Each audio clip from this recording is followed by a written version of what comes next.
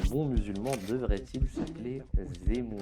C'est le titre de cette émission. La structure de la valve du porc et de l'homme sont extrêmement proches. Si vous voulez vraiment détruire l'avenir d'un enfant, donnez-lui un téléphone. Le plus tôt possible.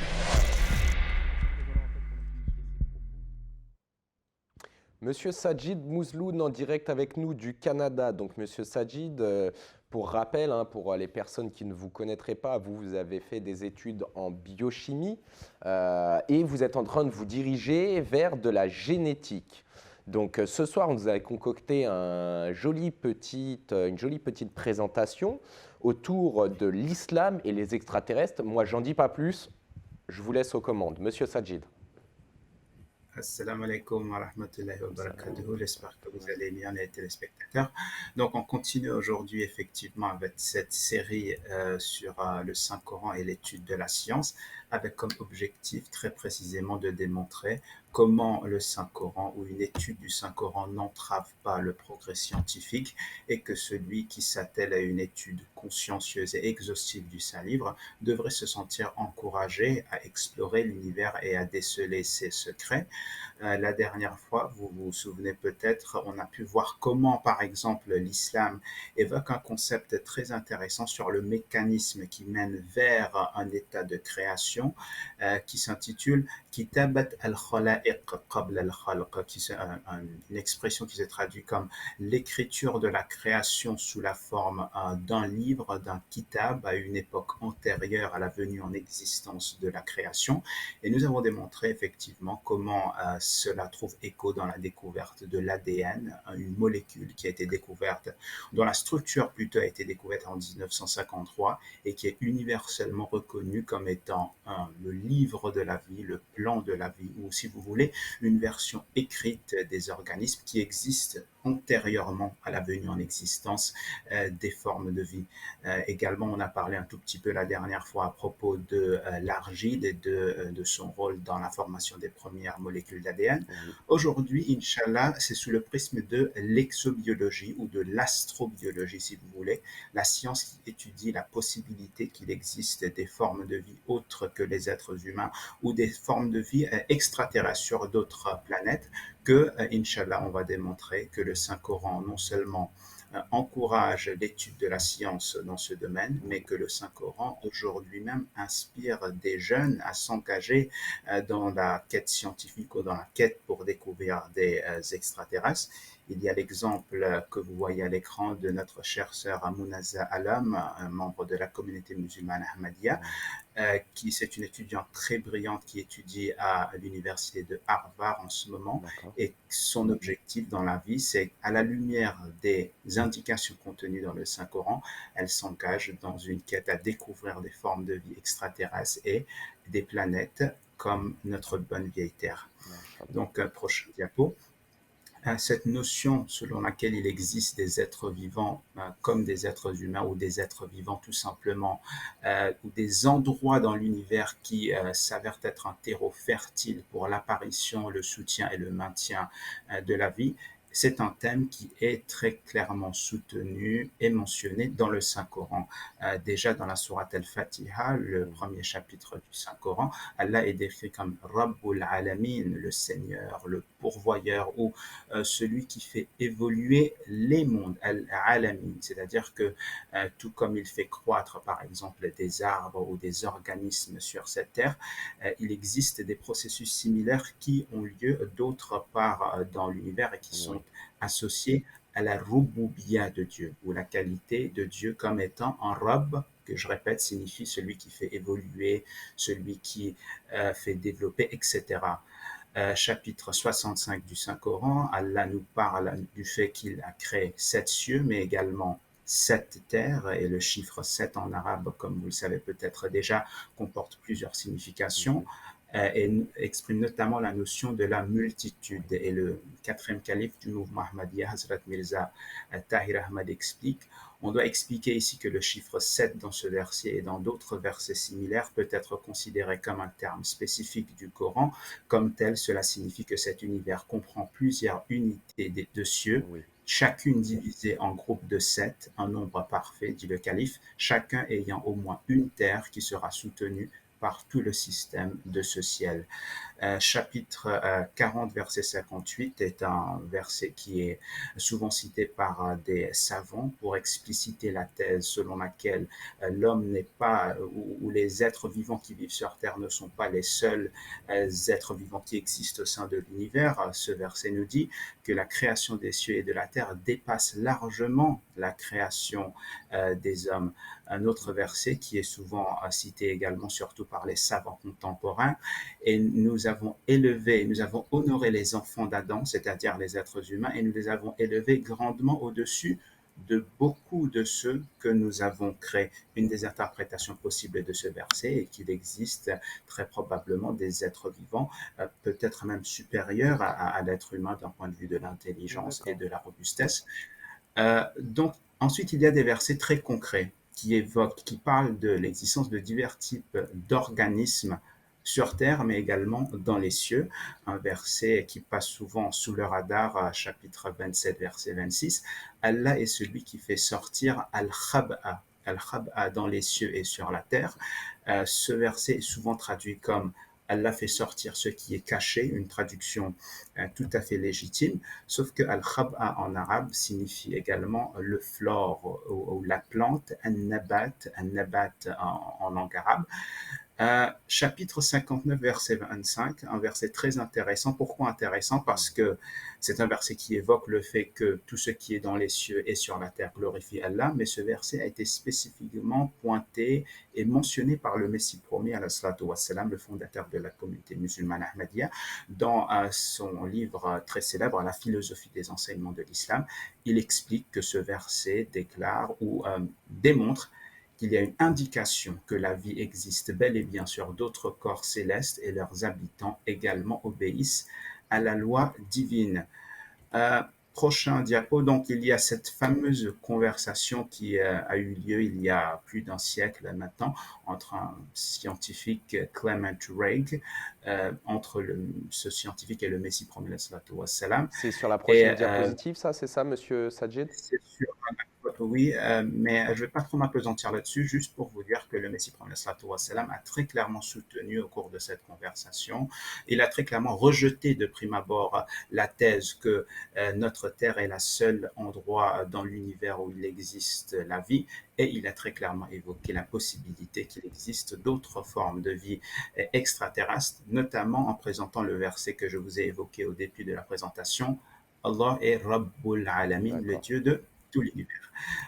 Aujourd'hui, j'aimerais me focaliser un tout petit peu sur un verset très spécial du Saint-Coran, le chapitre 42, verset 30, où Allah déclare « Et parmi ces signes et la création des cieux et de la terre, et de toute dabba, créature vivante qu'il a dispersée dans les deux, c'est-à-dire dans les créatures vivantes qu'il a dispersées dans les cieux et de la terre, et Allah a le pouvoir de les rassembler quand il veut. » Ce verset est extrêmement intéressant et extrêmement clair de surcroît parce qu'il nous parle de deux choses en particulier, à savoir l'existence d'êtres vivants appelés dabba dans les cieux et sur la terre et d'un éventuel contact entre ces dabba, ces êtres, et les êtres humains.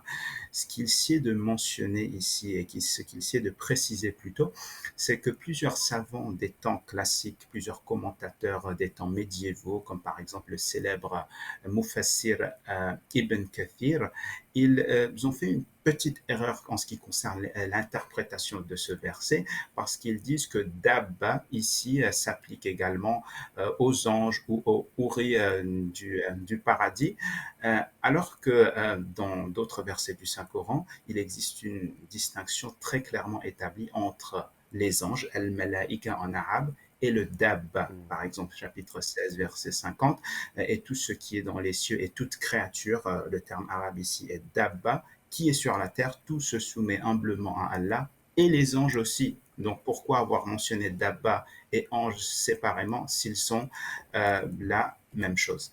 Oui. Donc le quatrième calife du Ahmadiyya a consacré tout un chapitre à ce sujet, au sujet de la vie extraterrestre telle que mentionnée dans le Saint-Coran, dans son célèbre traité qui s'intitule Revelation, Rationality, Knowledge and Truth. Il déclare « Dabba englobe tous les animaux qui rampent ou qui se muent sur la surface de la terre. Il ne s'applique pas aux animaux qui volent ou qui nagent, il n'est certainement pas applicable à une quelque forme de vie spirituelle. En arabe, référence ne sera jamais faite ni à un fantôme, ni à un ange, comme Dabba précise le calife. Donc, prochain diapo, s'il vous plaît.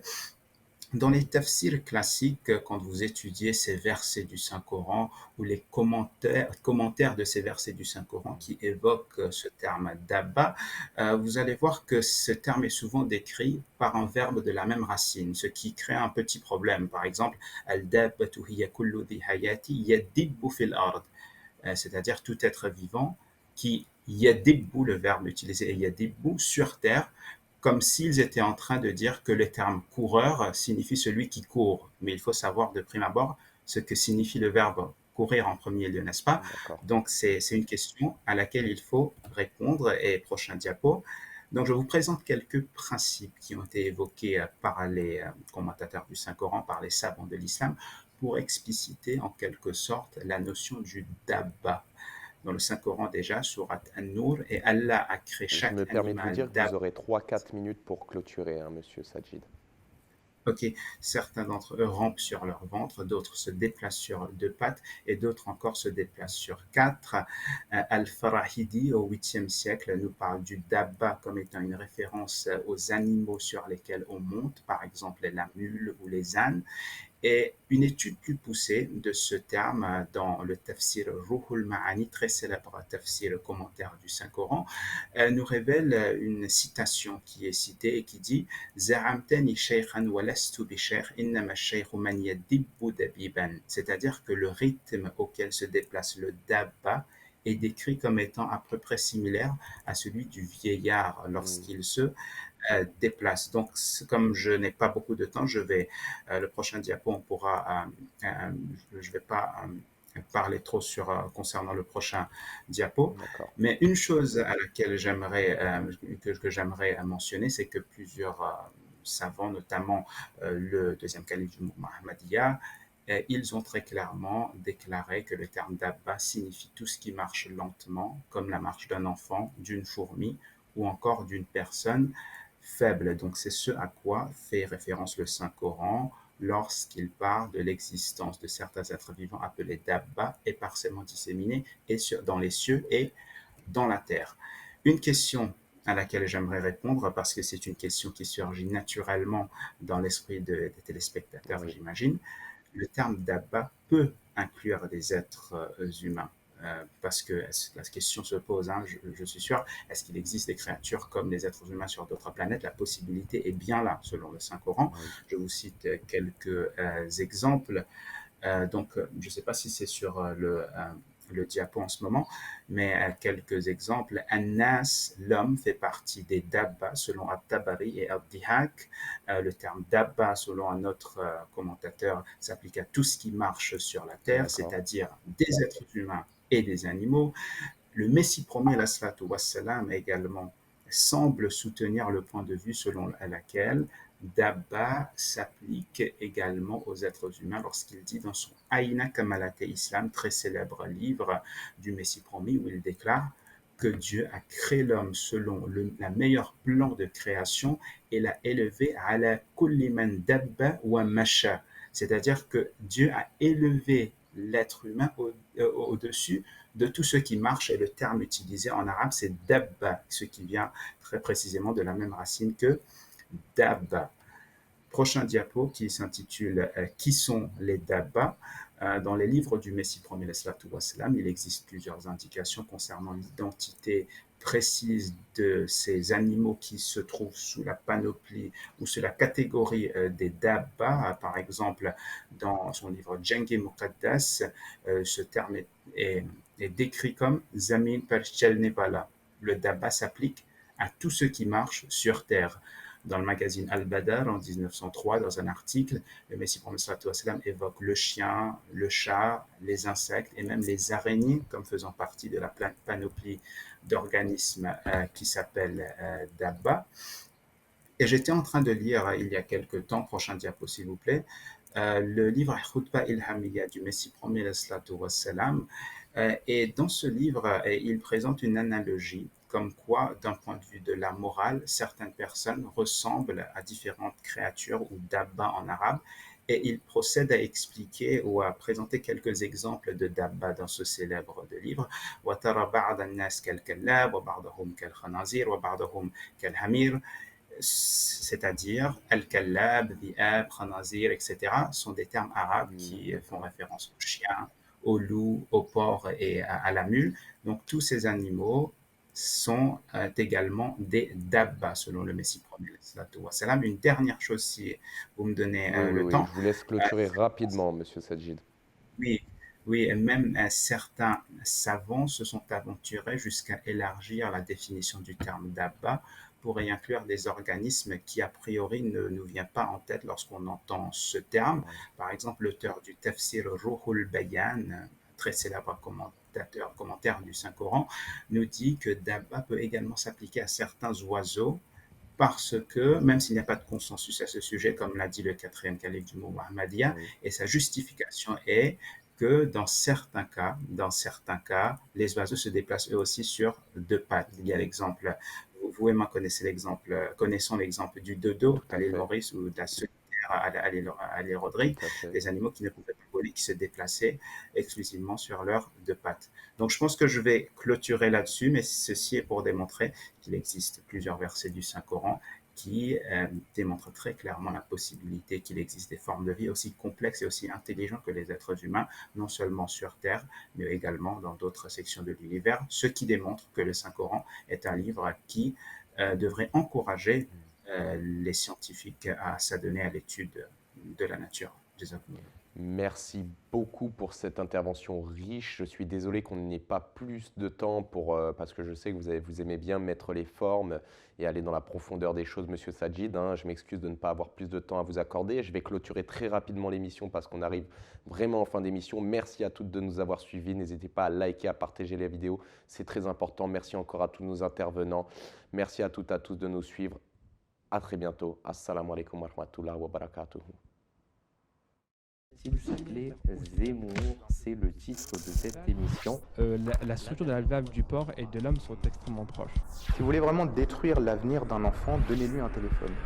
Le plus tôt possible.